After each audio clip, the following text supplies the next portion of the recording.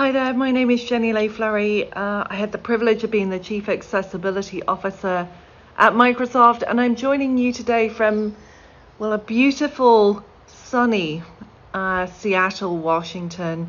Thankfully, nowhere near as hot as it was a couple of weeks ago.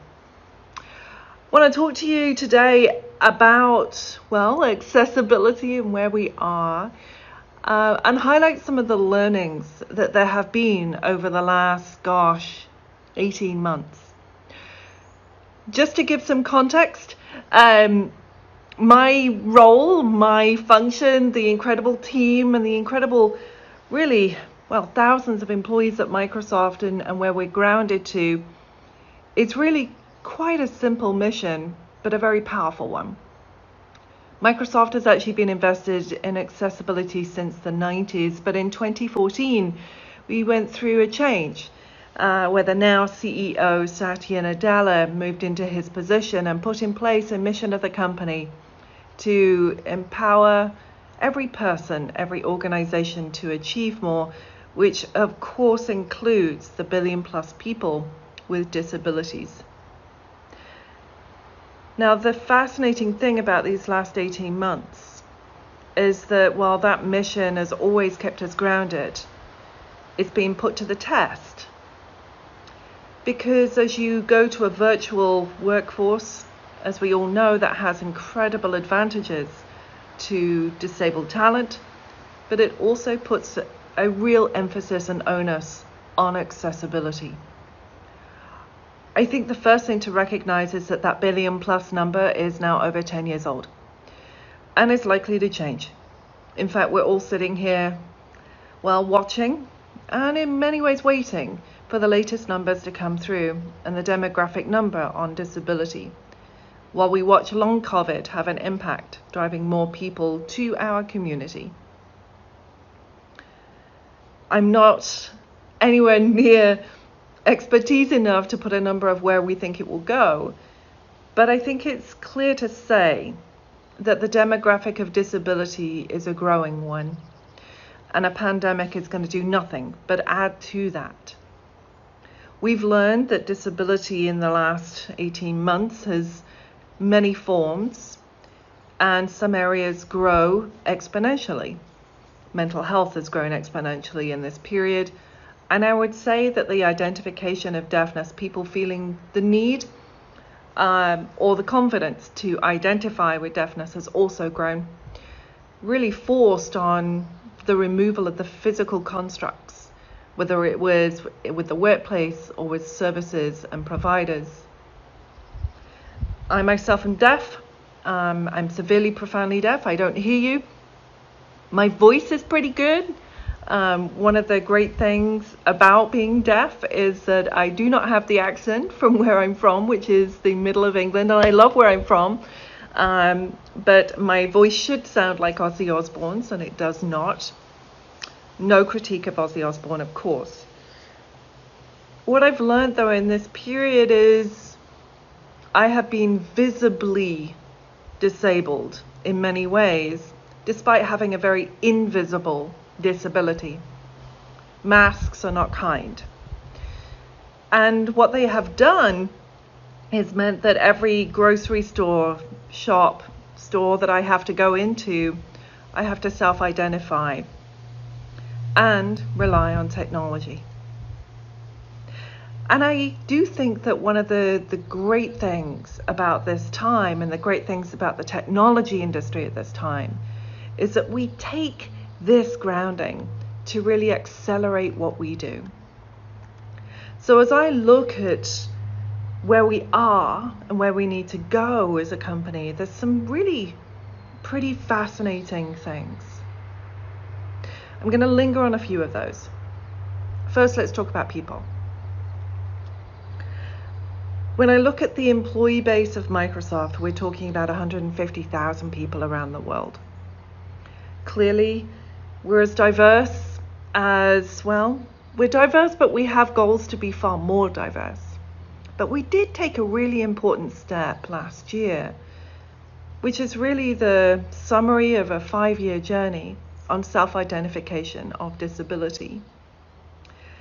We shared our disability demographics for the first time. We shared that Microsoft has a disability representation of 6.1% in the US, and this year we have been rolling out self-identification globally.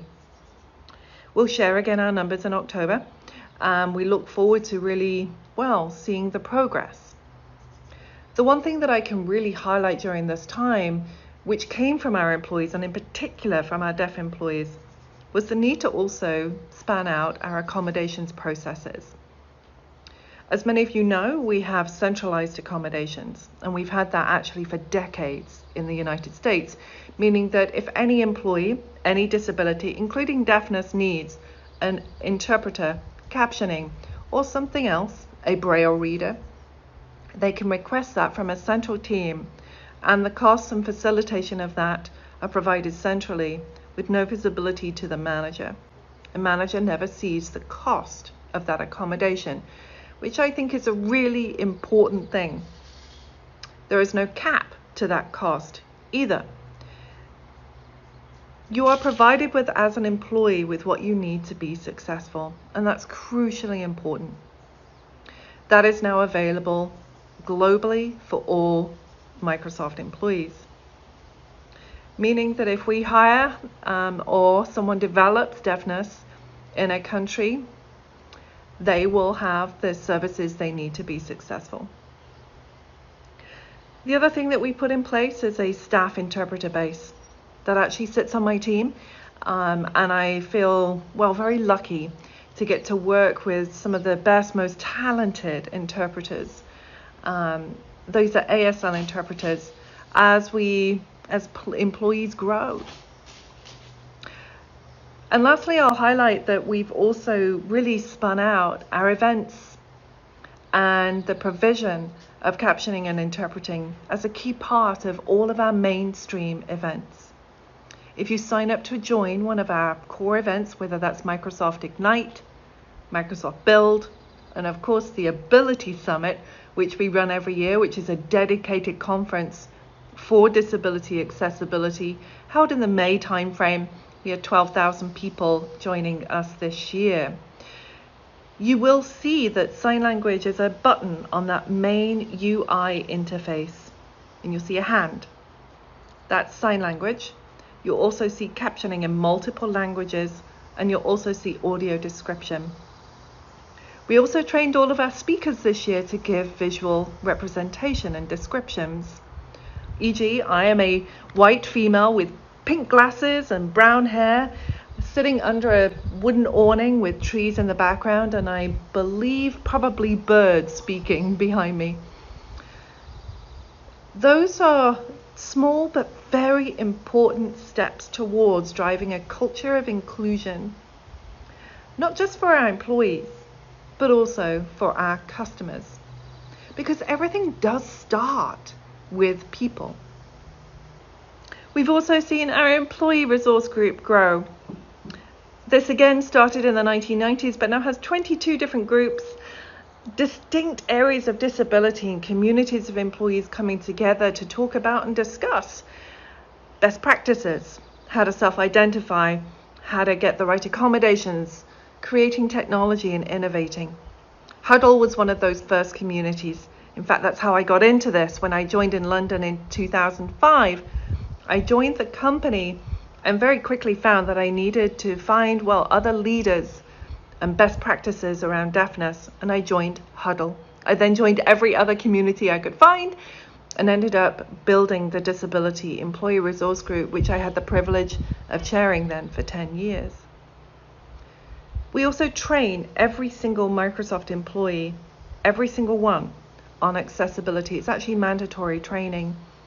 And we put a lot of that training online. You can actually take and see what we're sharing with employees. We've taken away some of the jargon, but if you want to go and check out our accessibility fundamentals training, I encourage you to do that. Because accessibility, we all hope that people know, because it is just a part of being human, but we also know it needs to be learned and reinforced and continually educated on. Clearly, once you really invest in people, that gives you the capability to then provide great technology and support great technology. This last 18 months, the biggest focus for us has been around captioning. As the world moved virtual, it was one of those very quick area that we had to respond to, making sure that people had access to now very high quality automated AI, artificial intelligence provided captions. If you go to Microsoft Teams, which is our main platform, you'll see that AI provided captions are free and available on every area of that environment. You'll also see that there are some fun features that actually some of our deaf engineers created, like the blur feature. That was actually the brainchild of one of our deaf, hard of hearing employees and has gone on to, be used by a lot of the industry.